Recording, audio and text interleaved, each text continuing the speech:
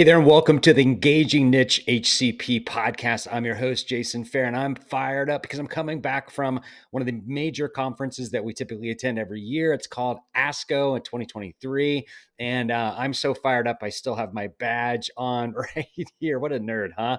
And then I've got some client gear that I'm sporting too. But in this episode, what I want to be able to break down is specifically how you can leverage a lot of the things that I talked about in the last episode. So if you haven't watched the last episode, highly recommend you check it out because it's focused around driving results at conferences, specifically around engaging with your KOLs, key opinion leaders, subject matter experts, leadership team to get them on camera when you're all in one location. And unfortunately, I was not able to do the live stream. There was just so much going on at ASCO, but I definitely have some pictures that I want to be able to show you. So I'm going to put this on up here on the screen. And specifically, again, this episode is going to be focused around post-conference engagement. And it's one of the most critical things that you can do. So when you're looking at conferences, it's, what activities are you doing before conference, during the conference, and then again, most importantly, is what happens after the conference. And so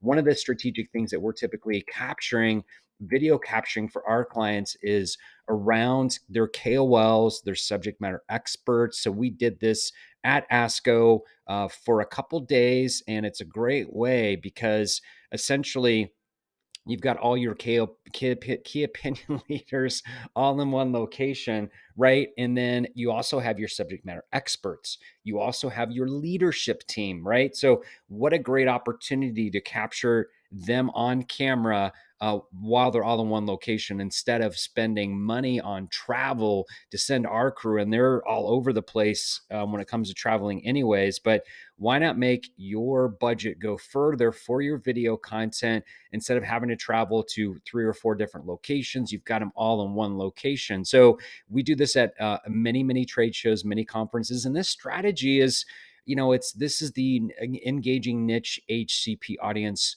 podcast, but honestly, you can do this at any industry to capture those important KOLs, right? Those are your most important influencers in your industry. And one of the best content pieces that you can have, and I'm going to start talking a little bit about post engagement and how you can leverage these, but essentially this is peer-to-peer content. It's one of the most important and most qualified content that you can leverage for product adoption. And again, we're focusing on HCPs for life science, genetics, and genomics, and biotech and medical device, but it doesn't really matter if you have your main influencer in your industry. Why wouldn't you want to capture them on content? So then what happens afterwards, once you start leveraging that content, that's peer-to-peer content. That's like liquid gold, right?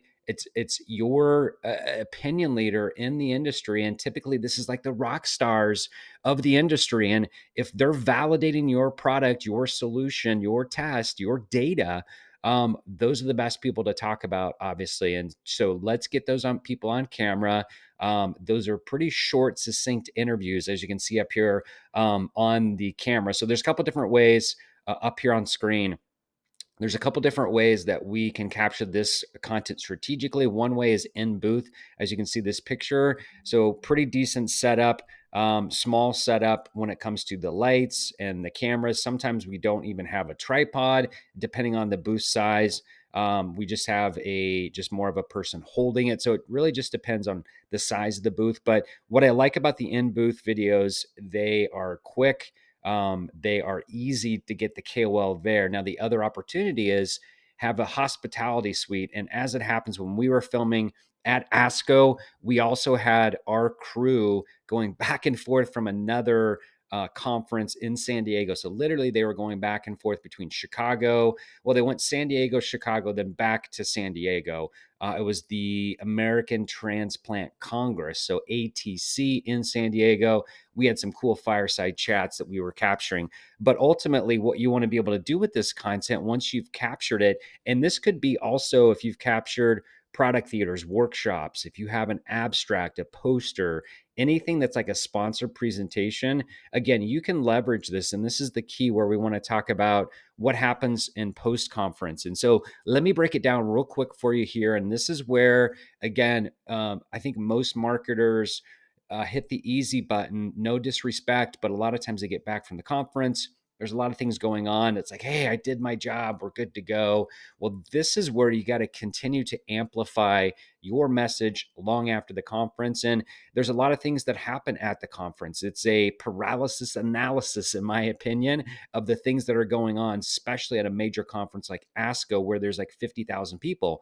So where do you stand out after this? And there's a couple different things when you can do that. The one thing that we want to leverage and tell our clients to leverage is as email nurture campaigns, right? And so the great thing about it is, like, if you think about those KOLs that I just talked about, and the great thing about our agency, I'm going to jump on the soapbox here real quick, and we turn around the assets very quickly. Typically, we're waiting for clients to get back to us to say, hey, we're waiting for internal legal review. They're still taking a little bit longer. And so typically we're waiting for clients to get back to us. But if we can crank out those KOL videos, let's say it's just 2 or 3, and get those turned back to you within 5 days after the conference, let's say it's just talking head. Again, it could be your subject matter expert. It doesn't really matter because we can get that turned around quickly. So now you're turning those marketing qualified leads into a sales qualified lead, right? And typically what you want to do is set this up with your marketing automation platform. Some clients we're actually helping with that email copy and what that looks like. But it doesn't really matter. We're agnostic when it comes to the marketing automation platforms, Pardot, HubSpot, Marketo. We typically are just supplying the content and then clients are executing it. So cool. So the thing we want to look at for this, though, is there's got to be about 4 to 6 emails to engage and again, convert those people. They stopped in your booth. Obviously, they showed interest, but how do you, again, transfer that information about your solution through the email sequence? Well, you can't typically do that over one, right? And so typically you're setting up 4 to 6 emails that go out. And then what you'll want to do on the back end with your marketing automation platform, and hopefully you're there. Some clients aren't there. Totally understand it's a process, but you'd want to do some sort of lead scoring. So that way, when you are turning over a lead to a sales rep, it's like, hey, Jimmy, Dr. Smith in Tennessee has opened the email 4 times. They've watched the video 4 times. And the other thing that I would recommend for your KOL videos, it doesn't have to be on every single email that you send out. I'd recommend if you're sending 6, I would put 3 in there, 3 KOLs, 3 poster presentations, 3 product theaters, whatever it might be, and then send that out afterwards over, 30, 45 days. Again, you're just transferring the information from a normal salesperson to the brain of that person that you're trying to educate and influence about your solution. So the other great thing about post-conference, that's an email tactic. I don't have a slide for this one, so I'm just going to verbalize this real quick and speak directly to you on camera here. Is one of the tactics we're doing for conferences for our clients. It's called geofencing. It's also called event fencing. So what happens is we do a virtual fence around that trade show. In this place, in this context, it was for McCormick Place. Virtual fences around there. Your audience goes through there based on their mobile ID, right? And so we capture that mobile ID, and then we can remarket to them 30 days after the conference. So really what happens during event fencing, geofencing, is we're capturing those mobile IDs of everybody that's been in the trade show floor, right? We know they're there and we're capturing it. That's the strategic point of that. And then 30 days later, for those people that have engaged, clicked on the ad, seen the ad, we can remarket them, retarget them 30 days after the conference. And honestly, I think that's one of the most important things that you can do with this geofencing and event fencing tactic is you can message to them 30 days after the conference. So again, they were there. And again, this doesn't have to be at a medical oncology conference. It could be at any industry. But again, this is the focus for this episode in this podcast. But ultimately, those 30 days afterwards is you're going to reinforce things that you may have discussed, presented, shared at the actual conference. And then you can message to them in a banner display format. And what happens is it's just like a normal media consumption. And I would get this question all the time. Well, hey, this is an oncologist. They don't go online, right? Well, BS. They do go online and they navigate. They go to YouTube. They do searches. And it's a lot of times they may not be searching when it comes to like poster presentations, data, those sorts of things, but they're human, right? They want to go check out sports scores and the stock market.